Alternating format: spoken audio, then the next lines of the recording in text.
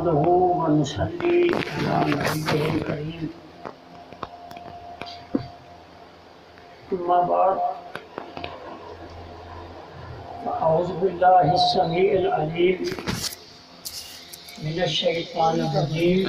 हो रही है ना आप डब्बे की तरह बिस्मिल्लाहिर रहमानिर रहीम। डब्बे की तरह आ रही है।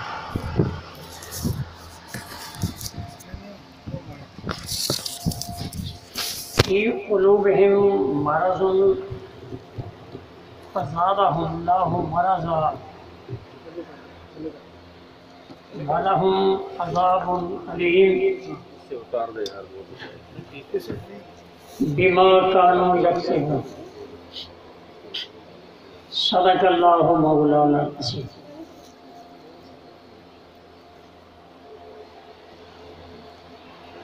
नहायत ही वाजिबुल एहतराम अतिबाए किराम, तलबाए किराम, दूर दराज से सफ़र की मुशक्क़तें बर्दाश्त करके आने वाले मेरे तमाम अहबाब व दोस्त, मैं उनकी आमद को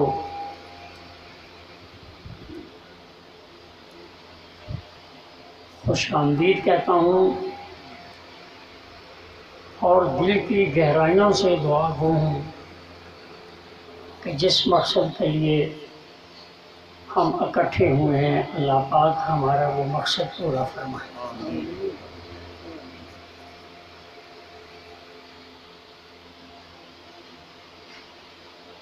आज मैंने एक नज़म लिखी है जो है पंजाबी में। मेरे जो पख्तून भाई हैं उनके लिए तो वो मुश्किल है उनका समझना।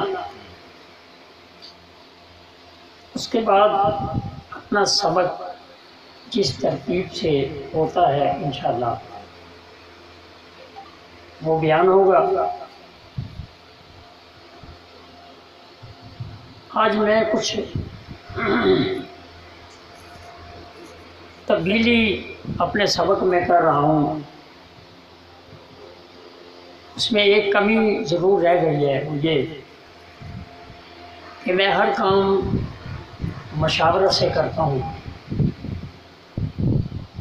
ये कारी सवाब भी है और इंतहाई मुफीद।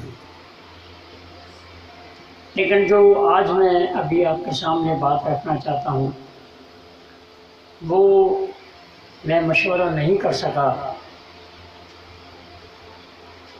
आप उसको मेरी तजवीज़ भी समझें, मेरा मशवरा भी समझें और आप भी अपनी राय जो है उसके बारे में ज़रूर दें।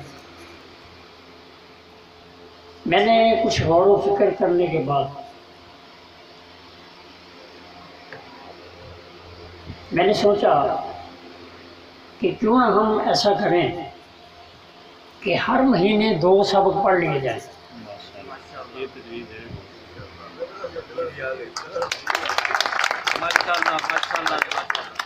3 माह में आपका सबक, आपका सफ़र मुकम्मल हो जाए। 3 माह गर्मी और 3 माह सर्दी आपको मुशक्क़त से गुजार लिया जाए। हम तो घर बैठे हैं ना जी। दूर दराज से आने वाले लोगों की तकलीफ़ का मुझे बहुत एहसास हुआ। सर्दियाँ, गर्मियाँ, ये मुश्किल काम है।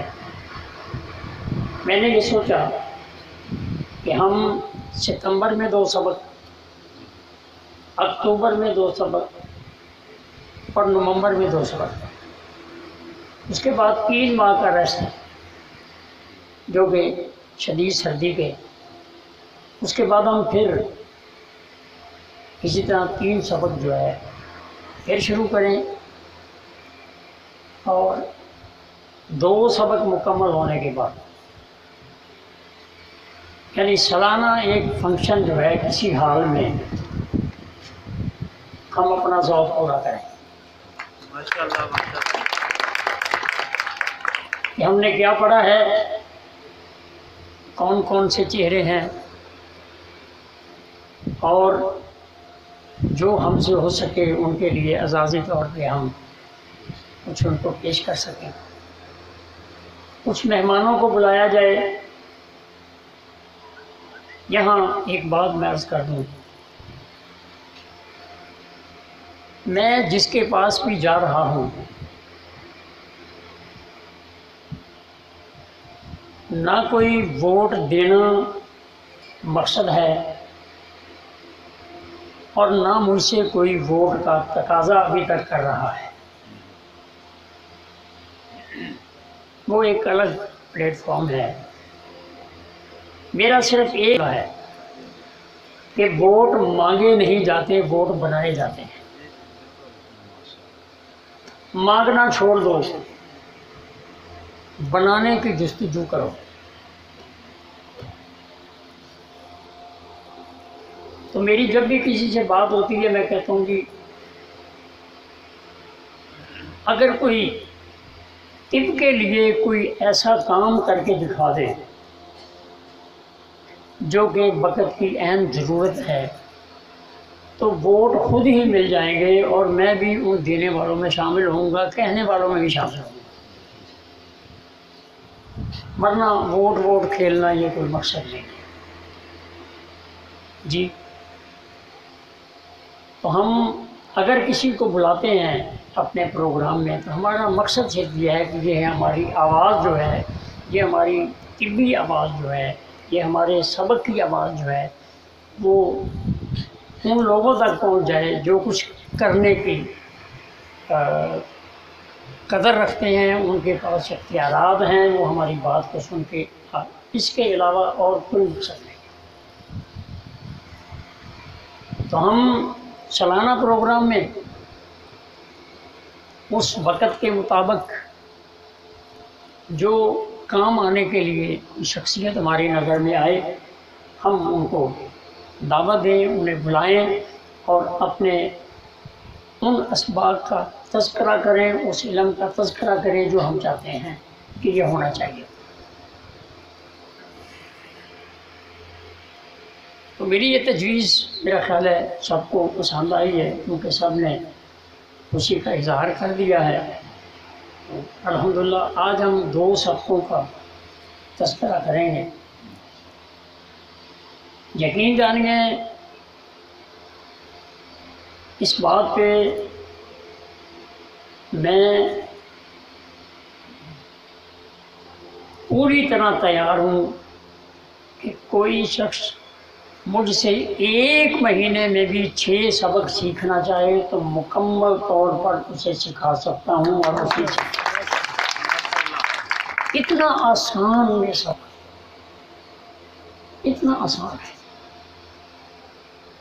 जैसे कि मैं पहले एक दफ़ा कह चुका कि एक नाबीने ने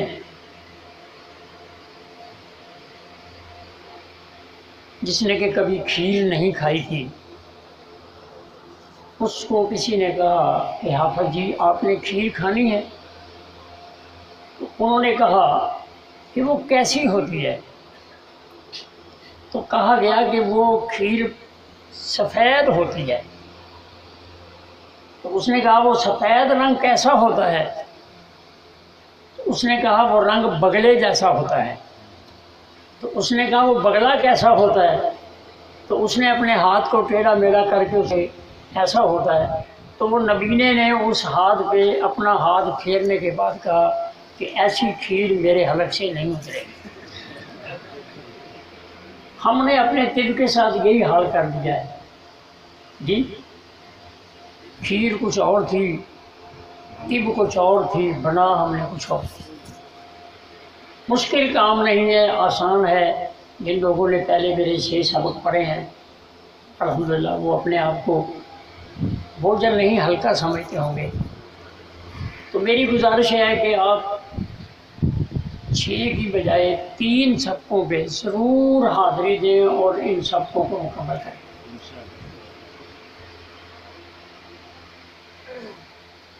इंशाअल्लाह 6 सबक पढ़ने के बाद उस्तादों से राब्ता, अपने फ़न वालों से राब्ता रखने में इंसान में चमक, रोशनी और ज़्यादा बढ़ती है। वो ज़रूर रखें। मैं ये नहीं कहूँगा कि आप पहले 6 सबकों में आए थे, अब क्यों नहीं आए। इसलिए नहीं आए कि आपने मेरे 6 सबक पढ़ लिए हैं, मैंने आपको मुकम्मल तबीब बना दिया है। अगर मैं अपने दावे में अगर सच्चा हूँ तो फिर मुझे नहीं कहना चाहिए कि आप बार बार आएँ। जैसे आपका शौक़ है, महफिल को ज़रूर अटेंड करें।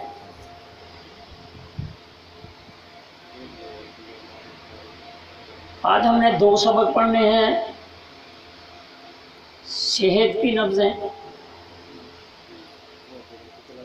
और नब्ज़ों की पहचान। सब सेहत की नब्ज़ों की पहचान, उम्र की नब्ज़ों की पहचान। 6 सबक हैं, मुकम्मल इंशाअल्लाह बहुत जल्दी ख़त्म होने वाले हैं। पहले तो हमने देखना है कि 6 नब्ज़ें कौन सी हैं। उन 6 नब्ज़ों का पहले तज़किरा करना है, उसके बाद फिर उम्र की नब्ज़ें। आज ये सबक मुकम्मल होगा। एक जो सबक दिया गया है कि मोटापा, मैं अलामात के तहत दवाई तजवीज़ करना इंतहाई गलत समझ करता हूँ। पहले नब्ज़ देखें, नब्ज़ के बाद उसका दर्जा देखें और दर्जे के मुताबिक आप दें। आप मरीज़ को कुछ ना कहें, मरीज़ आपको भी कुछ ना कहे, रिज़ल्ट 100% इंशाअल्लाह आपके सामने।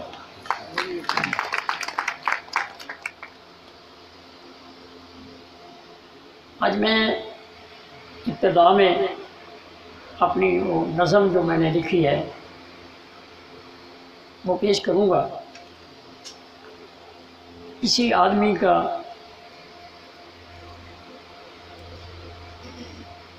परेशानी का कोई सबब नहीं। मैं ये बात बरमला कहता हूँ कि तिब्ब यूनानी, कानून मुफर्द अज़ा या दूसरी जितनी भी तिब्बें हैं, तिब्ब सिर्फ एक ही है। हमने इनके नाम अलग अलग रख के हमने अपने गिरोह बना लिए हैं। अगर किसी को तिब्ब यूनानी नहीं आती तो ये तिब्ब यूनानी का कसूर नहीं है। अगर किसी ने सीखी नहीं, किसी ने सिखाई नहीं, उससे वफा नहीं की, तो ये उसका कसूर नहीं है, ये हमारा अपना कसूर है। तो पहले मैं वो चंद शेर जो मैंने लिखे हैं वो आपके सामने पेश करता हूँ, जो पंजाबी में है। तिब्ब यूनानी दियाँ क्या बातां ने, तिब्ब यूनानी दियाँ क्या बातां ने, इहदे विच मिलदियां अजब सौगातां ने। दिन सोहणे ते सुख दियां रातां ने, तिब्ब यूनानी दियां क्या बातां ने। हुण टुटे दुख बीमारां दे, हुण टुटे दुख बीमारां दे, गम खार लाचार दिल हारां दे। अखां विच अश्क बहारां दे, खुशी के आंसू। अखां विच अश्क बहारां दे, शफा दियां होइयां बरसातां ने, तिब्ब यूनानी दियां क्या बातां। एक वक्री वंड सोहने तबीब दी, हज़रत साबर मुल्तानी रहमतुल्लाह। एक वक्री वंड सोहने तबीब दिए, ये गल तहरीक तस्कीन तहलील दी।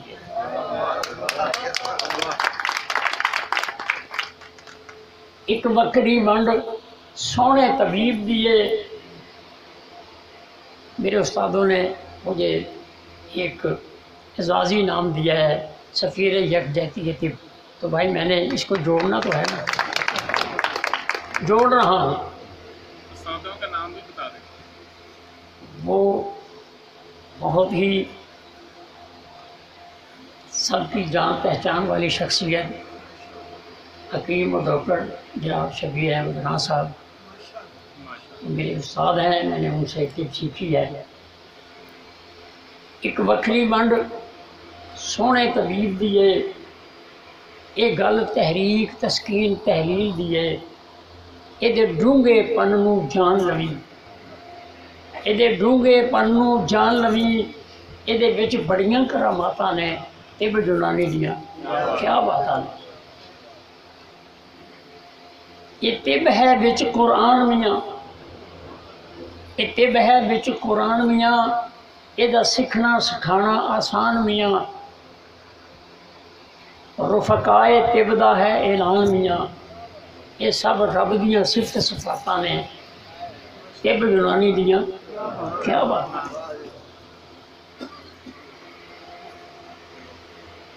फन सिख लै नबज शनासी दा, सबक दे रहा हूँ, गिन लेना। फन सिख लै नबज शनासी दा, बेड़ा चुक लै फर्द शनासी दा। फन सिख लै नबज शनासी दा, बेड़ा चुक लै फर्द शनासी दा। सूरज चमके तिब इस्लामी दा, सूरज चमके तिब इस्लामी दा। ते कबूल होवन सब मुनाजा तिब यूनानी दियाँ, क्या बात है। ये काम करने के बाद आपकी दुआएं कबूल होंगी। फिर दोहरा दूँगा। फन सिख लै नबज शनासी दा, बेड़ा चुक लै फर्द शनासी दा।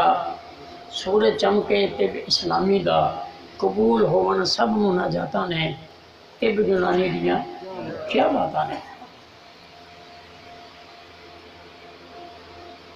खूब पढ़ लै अमूरे तिबियानू, खूब पढ़ लै अमूरे तिबियानू। ये सबक अनोखा अवरड़ा है।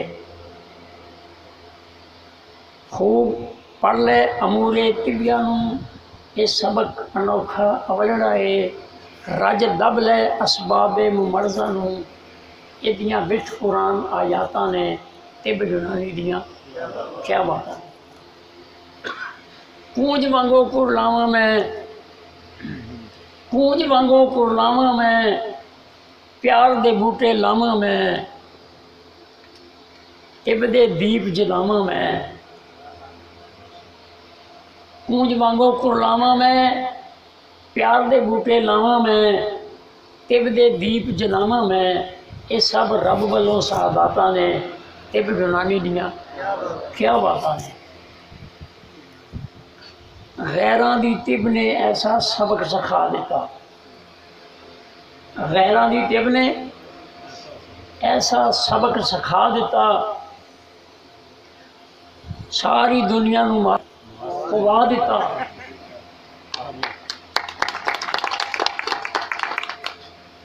खौफ भी है ना भाई, हैं? हाँ, लेकिन समझा रहा हूँ। गैरां दी तिब ने ऐसा सबक सिखा दिता। सारी दुनिया नूं मासक पुआ दिता। दूर दूर होण दा गीत सुना दिता। फिर भी आखण ये मरा आता ने, तो फिर यार तिब यूनानी दियां क्या बातां ने। तिब यूनानी दियां क्या बातां ने। मुकदी गल मुका दे तू, मुकदी गल मुका दे तू। उस नेमत का राह विखा दे तू। इधर ना इशारा करे, आओ कोई उल्ट ना समझ लगे। मुकदी गल मुका दे तू, उस नेमत का राह विखा दे तू। जहर नशे के बदले विच माजून मुरब्बे अदवायातां ने तिब यूनानी दियां, क्या बात है।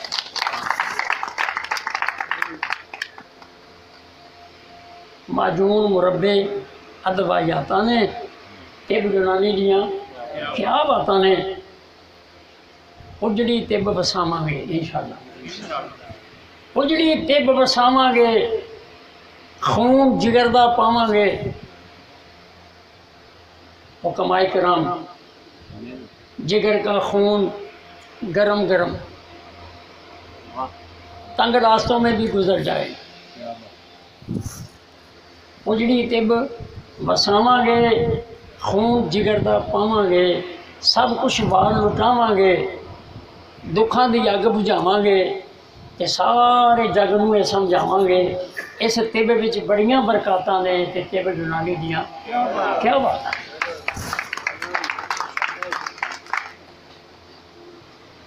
वाजिबुल एहतराम मेरे मुअज़्ज़ज़ साथियों, हम तिब यूनानी ही पढ़ रहे हैं, कानून मुफरद अदा भी पढ़ रहे हैं। अब मैं आपसे एक छोटा सवाल करके और अपने सबक की तरफ आ जाता हूँ। जो मैं आपको 6 सबक पढ़ा रहा हूँ,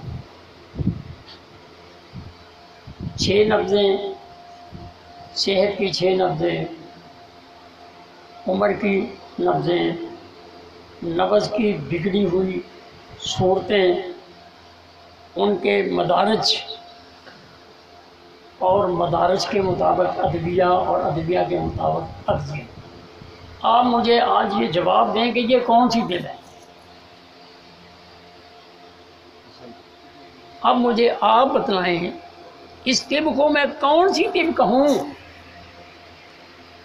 यूनानी कहता हूँ तो नज़रिए वाले बेचारे वो खफा हैं, अगर इसको नज़रिए की तिब कहूँ तो वो यूनानी वाले खफा हैं। अज़ीज़ान मोहतरम, छोड़ दें इन बातों को, वक़्त इंतहाई नाज़ुक है। अगर अब भी तिब को सहारा न मिला तो अंधेरा अंधेरा घटा टोप होगा और सवाए एक फर्जी चीज़ों के आपके दामन में कुछ नहीं होगा। मेरी गुजारिश है कि इस लड़ाई में आप मत पड़ें, सिर्फ़ और सिर्फ तिब सीखें, तबीब बन जाएं, तिब को बचाएं, अपनी इज़्ज़त बचाएं और तिब को भी बचाएं। बस मेरा ये मकसद है, टोलियों में तकसीम करना मेरा मकसद नहीं है। फ़न सीख कर लोगों की खिदमत करें, बस इसी को आप तिब हकीकी कह लें, तिब इस्लामी कह लें, तिब यूनानी कह लें, तिब मुफरदा कह लें। यही एक तिब जो है आपके रास्ते का, ये समझ लें कि आपकी कामयाबी का रास्ता है, अपनाएं और इसी को सीखें।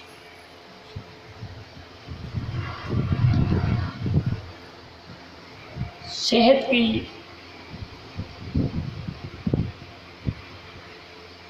नब्ज़ें, उम्र की नब्ज़ें, बस के बार बार इसको याद करें और इसी पे गौर करते चले जाएं। हमारे पास 6 नब्ज़ें, 2 दिमागो असाब से जिनका ताल्लुक़ है, 2 नब्ज़ें जिनका ताल्लुक़ कल्ब व उज़लात से है, 2 नब्ज़ें जिनका ताल्लुक़ जिगर व क़ुदरत से है। 7वां सिस्टम कोई नहीं।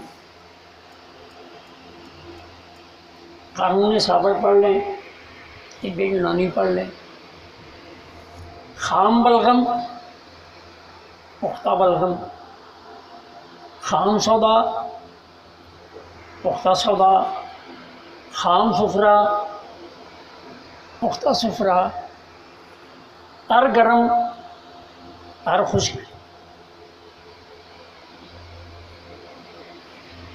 दूसरी तर खुश्क, खुश्क तर और खुश्क गर्म। जिगर गुदत की गर्म खुश्क और गर्म तर। आप जो मर्जी नाम इस्तेमाल करें, आपका मकसद वही होगा कि आप बलगम को समझ रहे हैं, आप सौदा को समझ रहे हैं, आप सफरा को समझ रहे हैं, मकसद बोलिएगा। मोटी सी बात अर्ज करता चलूँ, खाम बलगम हो, खाम सौदा हो, खाम सफरा हो, पहले वो पुख्तगी की तरफ जाएगा, फिर ही वो किसी और उज़र की तरफ जाने के काबिल होगा। यानी ऐसा नहीं है कि कोई ये कहे कि आए हम इलाज इस तरह करते हैं कि खुश्क गर्म को हम गर्म तर में तब्दील करते हैं, ऐसा नहीं होगा। जब तक सौदा खाम सफरा में तब्दील नहीं होगा, वो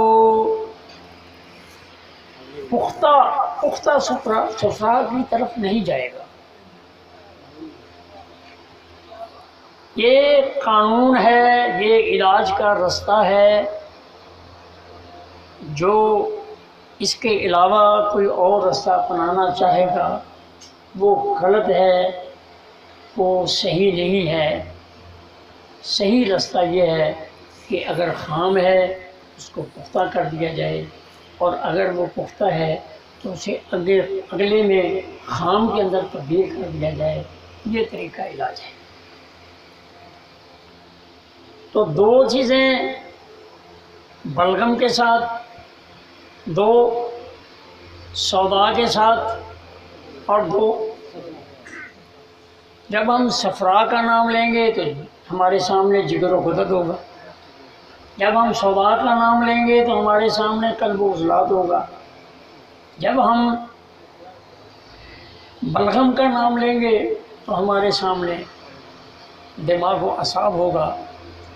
बस यही 6 सिस्टम हैं।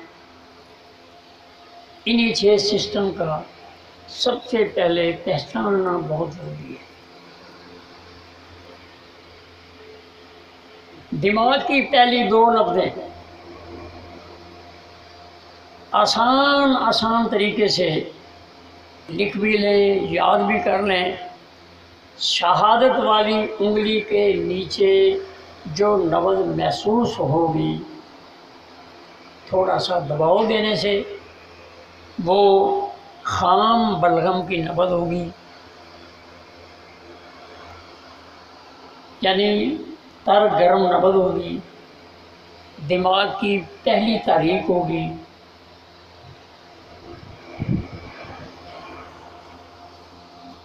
ही समझ लेना आपके लिए काफ़ी होगा कि एक उंगली के नीचे जो दबाव देने से नब्ज़ महसूस हो रही है, ये खाम बलगम वाली नब्ज़ है।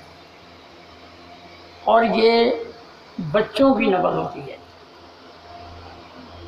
क्योंकि बच्चे शीर ख्वार दूध पीते हैं, ये उनकी नब्ज़ है।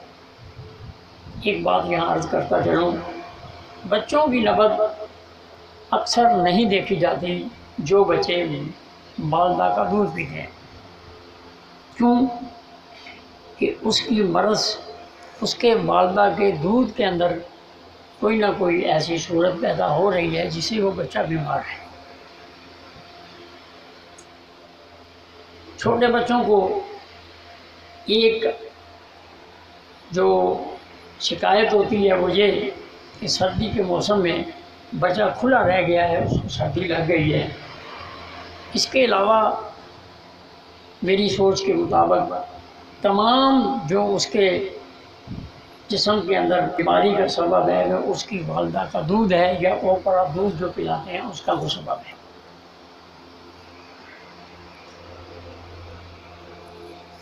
उसके बाद दूध के बाद उस बच्चे ने और चीज़ों का खाना पीना शुरू किया।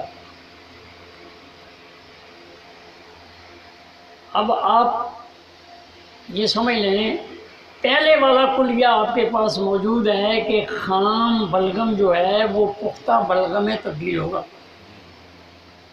उसकी नब्ज़ उज़लाती साबी खुश्की वाली नबज नहीं होगी। कानून के तहत चलेंगे आप। उसके अंदर पहले खुश्की बढ़नी शुरू होगी और कम होनी शुरू होगी। तो एक खाम बलगम है और एक पुख्ता बलगम है। खाम जो नब्ज़ है वो शहादत वाली उंगली के नीचे दबाव देने से महसूस होगी, और जो पुख्ता बलगम वाली नब्ज़ है वो शहादत वाली उंगली के ऊपर ही बग़ैर दबाव देने के एक उंगली पर महसूस होगी, जबकि बच्चा शीर ख्वारी से बाहर आता है और दूसरी चीज़ें खानी शुरू कर देता है। अब उसके बाद ये दो लफ्ज़ें आपके सामने आ गई। ये सेहत की लफ्ज़ें हैं, उम्र की। अब सौदा की दो लफ्ज़ें, एक उंगली मुकम्मल हो चुकी है, एक दबाव देने से, एक बगैर दबाव देने से। अब दूसरी उंगली पर जो नब्ज़ महसूस होगी वो तिब्बे यूनानी में खाम सौदा कह लें, खुश्क तर कह लें। यहाँ भी लोग मुझसे काफ़ी सवाल करते हैं, आज मैं नहीं इधर आना चाहता।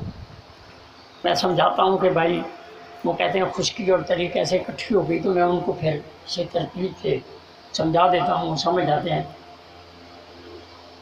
तो खाम सौदा वाली नब्ज़ दो उंगलियों पर महसूस होगी, यानी खुश्क तर नब्ज़। ये अभी जब जवानी शुरू होती है, 12-13 साल की उम्र में ये नब्ज़ मुकम्मल होती है।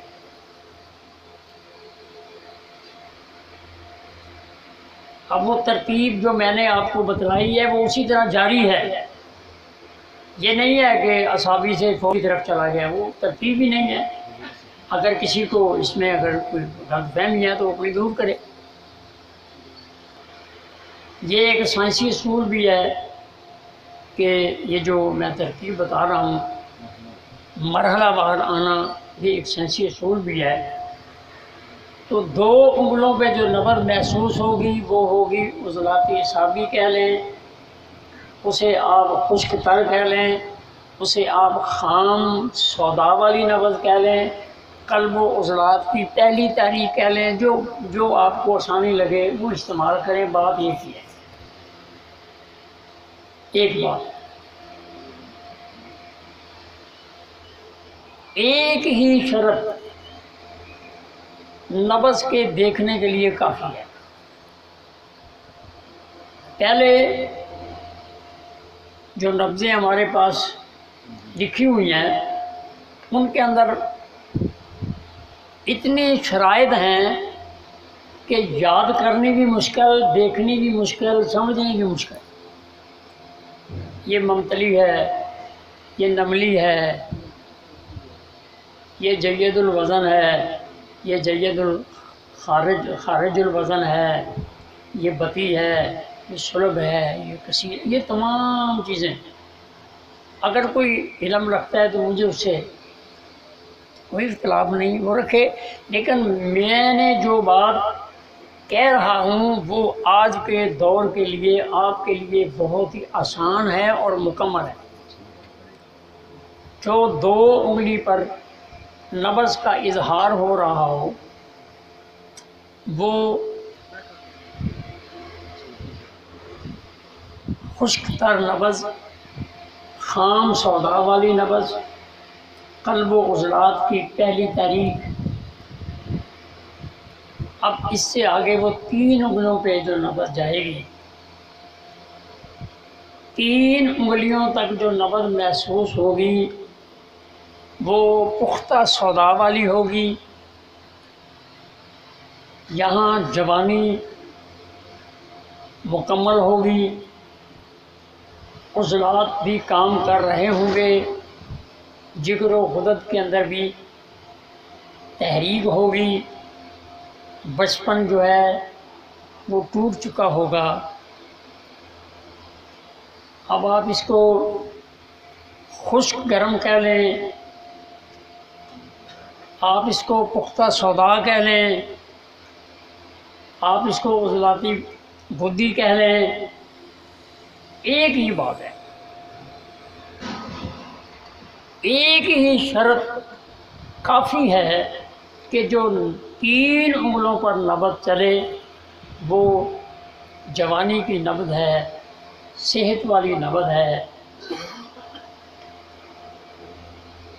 अब 3 उंगलें आपकी मुकम्मल हो चुकी हैं और 2 सिस्टम जो है वो आपके सामने मुकम्मल हो चुके हैं। अब एक जिगर व गुदत का सुफरा वाला जो सिस्टम है वो आपके सामने 4 उंगलियों तक जो नबज़ महसूस हो, वो नबज़ गरम खुश्क खाम सुफरा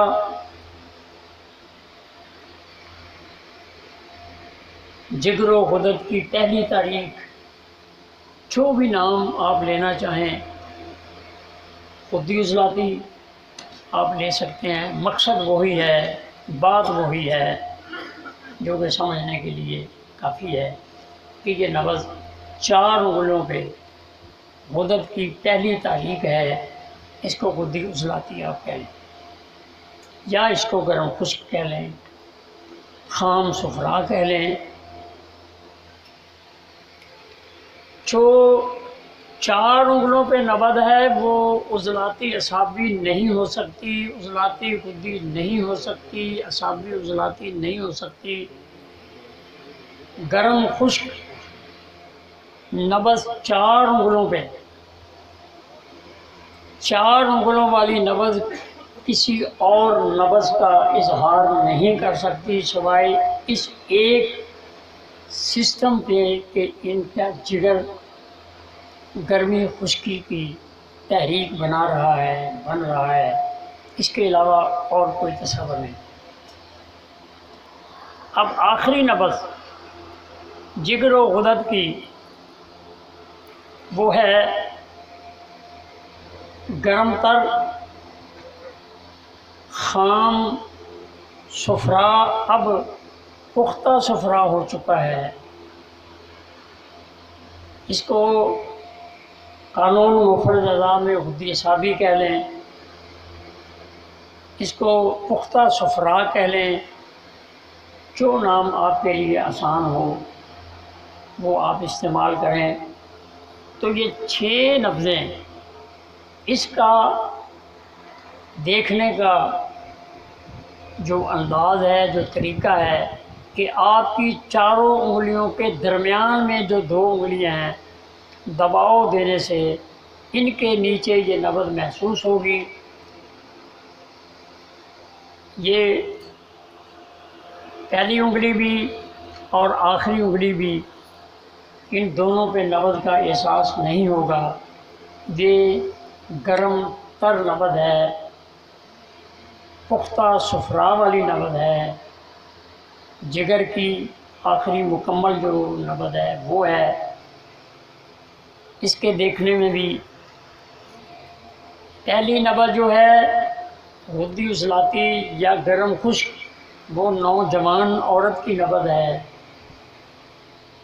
अगर आपके सामने कोई मोहतरमा, कोई बहन बेटी आकर बैठी है, आपने उसकी नबज़ 4 उंगलों पर अगर सही महसूस कर रहे हैं, उसके तकाज़े पूरे हो रहे हैं, तो आप बरमला कह सकते हैं कि आपको कोई मर्ज़ नहीं है, आप दवाई लेने क्यों आ गए हैं।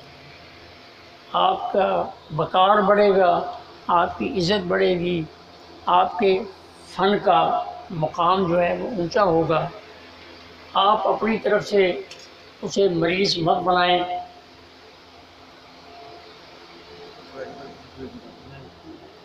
अब ये 6 लफ्ज़ें आपके सामने, जो आखिरी नबज़ है वो भी एक सेहत की नबद है। जब औरत विलादत के दिनों में उसके कुछ दिन जो है 2 बार वो बुद्धि असाबी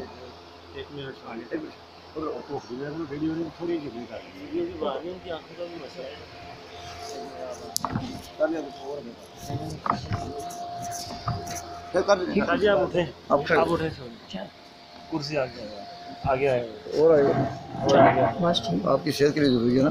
बड़ी मेहरबानी, उसके अलावा बड़ी मेहरबानी, बहुत उसके अलावा भी जरूरत है आपकी। जज़ाकल्लाह, जज़ाकल्लाह। तो जो आखिरी नबज़ मैं बयान कर रहा हूँ जी, वो भी एक सेहत की नबज़ है। औरत हैरों में और विलादत के दिनों में ये नबज़ रखती है। ये भी उसकी सेहत की नबज़ है। इसके अलावा ना ये बच्चे की नबज़ है या ना किसी के नौजवान की नबज़ है। ये इस हालत में 2 हालतों में इस नबज़ का एहसास होगा, तो इसको आप ज़हन में रखें। अब मैंने आपके सामने 2 चीज़ें बयान कर दी हैं। एक तो 6 नब्ज़ें मैंने बयान कर दी हैं, और एक मैंने ये भी आपके सामने बात की है कि हर नबज़ ये बच्चे की है, ये नौजवान की है, औरत की है, ये विलादत और हैज़ के दिनों में है। ये सबक आपको अज़बर हो जाना चाहिए, याद हो जाना चाहिए। एक नबज़ का और तज़किरा कर दूँ, जिसको हम उज़लाती असाबी या खुश्क-तर खाम सौदा वाली नबज़ बुढ़ापे में औरत हो या मर्द हो, दोनों की नबज़ जो है वो बुढ़ापे के अंदर उज़लाती असाबी या खाम सौदा वाली नबज़ जो है वो हो जाती है। इसकी भी आपको ज़रूरत पड़ेगी। बूढ़ा कोई अगर आपके पास मरीज़ आ गया है, तो आपने अगर उसकी नबज़ उज़लाती असाबी यानी आपने खाम सौदा वाली नबज़ अगर देखी है, तो आप जहन में रखें कि इसको कोई छोटी मोटी अलामत हो सकती है, लेकिन सेहत की नबज़ यही है। ये दोनों बातें मैंने आपके सामने अर्ज़ कर दी हैं। उम्र की नब्ज़ें, सेहत की नब्ज़ें, और वक्तन फ़वक्तन जो बात जिस मुकाम पर ज़रूरत होगी वो आपके सामने बयान होती रहेगी। अब मैं थोड़ा सा जो कि एक मेरे सबक का आज और हिस्सा है, उस पर बात करके फिर आपको टाइम दूंगा कि आप मुझसे इस सबक के बारे में जो कोई सवाल हो वो आप करेंगे, ताकि इसमें और निखार जो है वो पैदा हो जाए।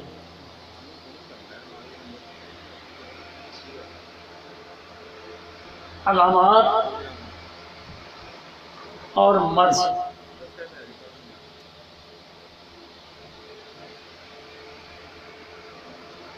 मर्ज़ और चीज़ है और अलामत और चीज़ है। मर्ज़ को देखेंगे नबज़ से, और नबज़ देखने के बाद आपको खुद ही अलामतों का पता चल जाएगा।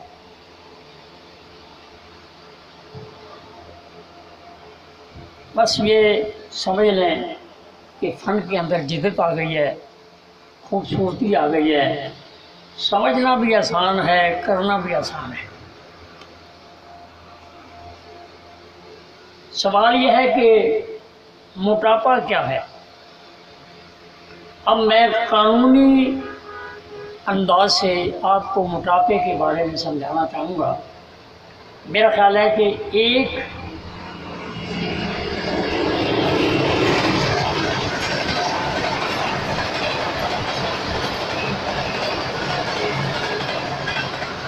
एक ही अंदाज को समझने में आपको दूसरे सारे अंदाज जो है वो समझ आ जाएंगे।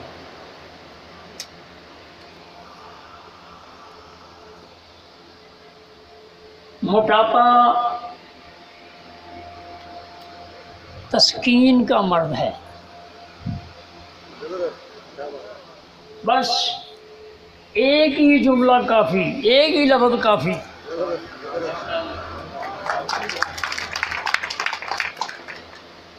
बाद दोस्तों ने कहा जी आप तो अलामत की बात नहीं करते, आपने ये मजमून क्यों रख लिया है? मैंने कहा जी मैंने कानून समझाना है भाई, मैंने अलामत नहीं समझानी, मैंने कानून समझाना है। क्यों? कानून तिब ये है कि तहरीक वाला उदम सुकड़ता है और तस्कीन वाला उदम फूलता है। तो फूलने का नाम मोटापा है। आपके पास नब्ज़ का सीखने के बाद आप अपनी आंखें बंद कर लें और उसकी कलाई पे हाथ रख के आप नब्ज़ का अतवार पढ़कर आप बता दें कि आपको मोटापा है। मसलन अगर तहरीक असाबी है तो उज़लात में तस्कीन के सबब वो फूले हुए होंगे, लेकिन ये आपने नब्ज़ से उसका दर्जा देखना है। आगे सबक आएगा। आपने जब उसका दर्जा देख लिया तो आपको समझ आ गई कि इसके जिस्म के अंदर तस्कीन के सबब इसके जो उज़लात हैं वो फूले हुए हैं, उसकी वजह से ये मोटापा है। अगर उसकी नब्ज़ कल्ब उज़लात वाली है, सौदा वाली नब्ज़ है, तो गुदद में तस्कीन है, उसके गदूदों के अंदर फैलाव है,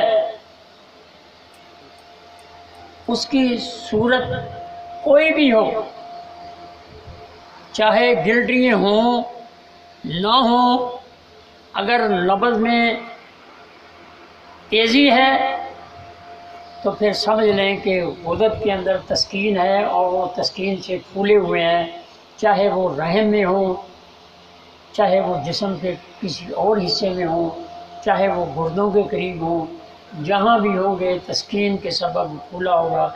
उसके जिस्म के अंदर भी फुलावट आ सकती है। उज़लाती तहरीक की वजह से जो तस्कीन होगी, तहरीक की वजह से गुदद के अंदर तस्कीन होगी और तस्कीन से मोटापा होगा। अब तहरीक है गुदी, यानी गर्म खुश्क। जैसा कि ये कानून बयान हो रहा है, अगर तहरीक बलगम वाली है तो सौदा फूले हुए हैं, कल्ब उज़लात फूले हुए हैं। अगर तहरीक कल्ब उज़लात की है, सौदा वाली है, तो गुदद फूले हुए हैं। लेकिन इसका एक दर्जा है जो आप आगे जाके पढ़ेंगे। अगर तहरीक सुफरा वाली है, जिगर वाली है, तो उसके दिमाग व आसाब के जितने सिस्टम हैं उसमें तस्कीन है, वो फूले हुए हैं।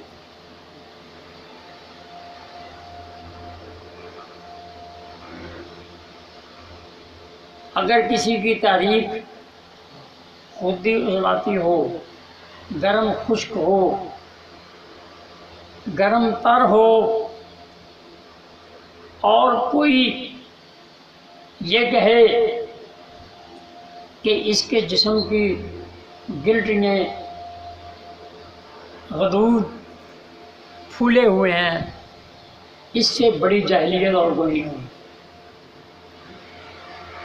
तहरीक गुदद में है, फिर भी वो कह रहा है कि गुदद फूले हुए हैं।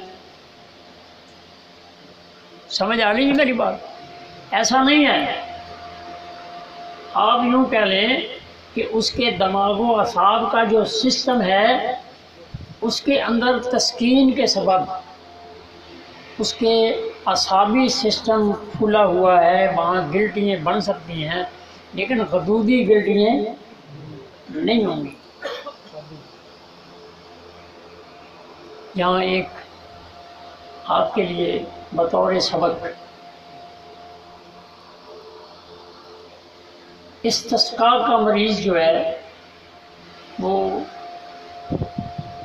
इलाज के अंदर इतनी जल्दी कामयाबी नहीं हासिल करता। इसका सबब क्या है? इस्तिस्का क्योंकि खुद ही तहरीक है, यानी जिगर की तहरीक है।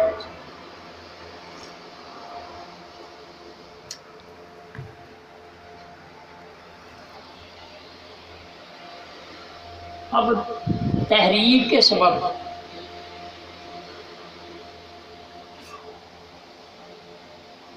दो जगह दिमागो असाब के अंदर तस्कीन है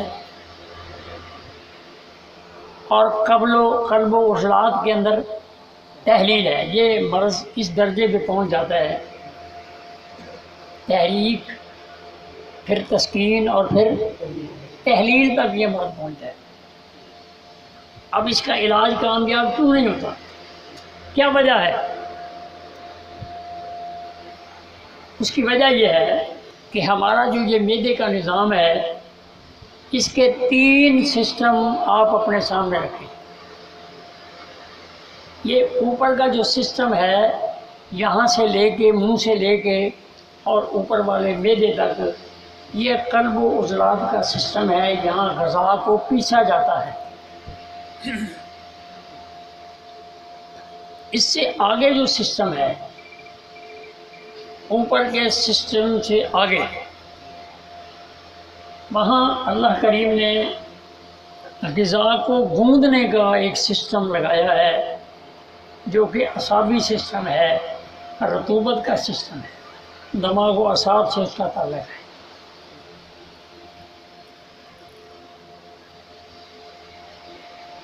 और नाक से नीचे ये हमारे जिगर व गुदत का सिस्टम जो है वो अल्लाह पाक ने नस्ब किया है, जहाँ ग़ज़ा को पकाया जाता है।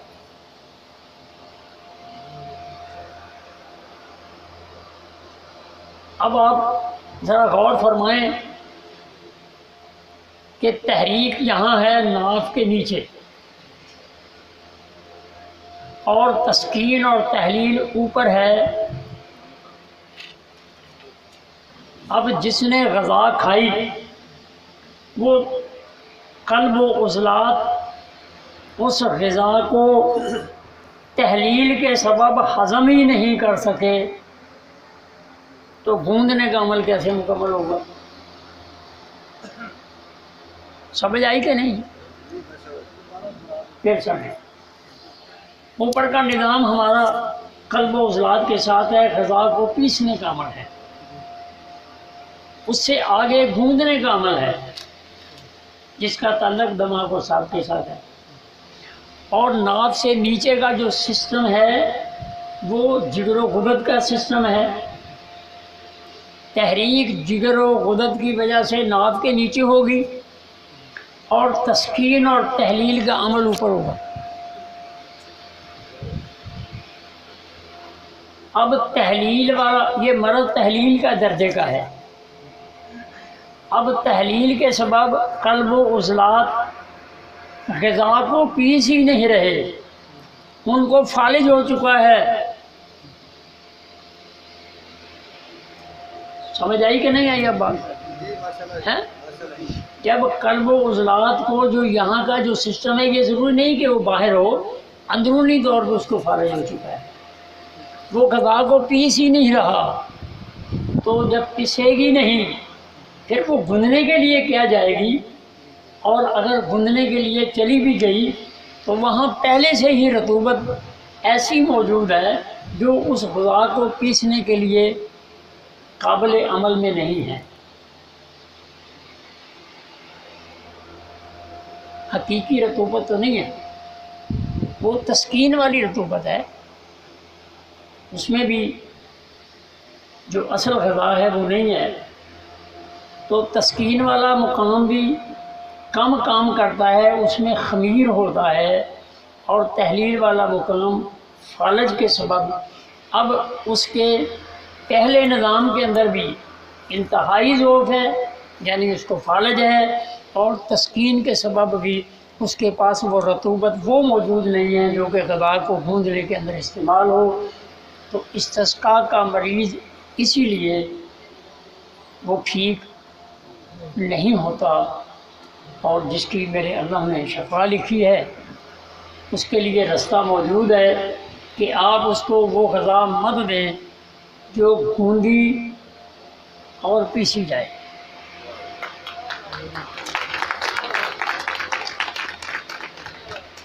बस ये उसकी शफा का एक रास्ता है।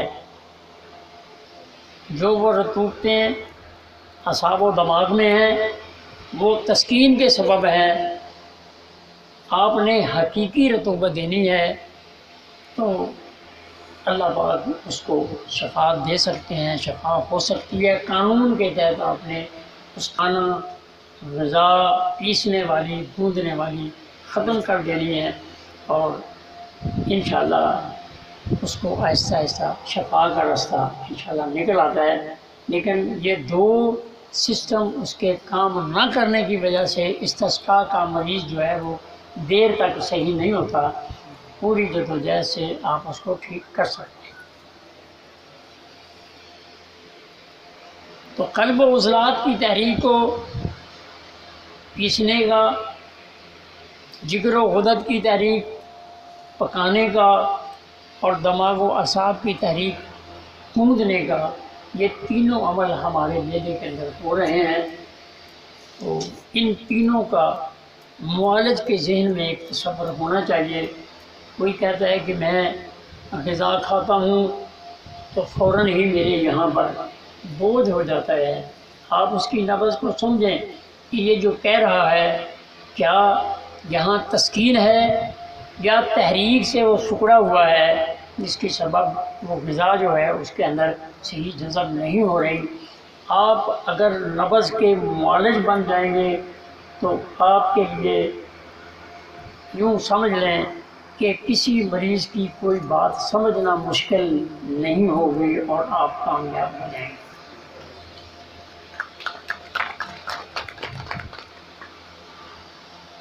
तस्कीन के सबब मोटापा है, चाहे वो उजलाती हो, चाहे वो हुद्दी हो, चाहे वो सफरादी हो, चाहे वो असाबी हो, चाहे सौदा की वजह से हो, चाहे सफरा की वजह से हो, चाहे बलम की वजह से हो। मोटापे का सबब तस्कीन है, और तस्कीन को समझने के लिए आपको नब्ज़ देखना ज़रूरी है। ताला मेरे इस सबक को आपके लिए मशअल-ए-राह बनाए, अल्लाह मेरी इस मेहनत को भी अल्लाह कबूल फरमाए। आप सबका आना अल्लाह पाक अपनी रहमत से आपको नवाजते हुए आपके सफ़र में अल्लाह ये इल्म की बरकत शामिल फरमाए। वमा अलैना इल्लल बलाग। अब आप मुझसे सवाल करेंगे जितने मैंने सबक आपको दिए। ਇਹ ਹਾਜ਼ਰੀ ਦਾ ਤੇਰਾ ਕਹਿ ਰਿਹਾ ਕੋਈ ਬੰਦਾ ਰਹਿੰਦਾ बाद में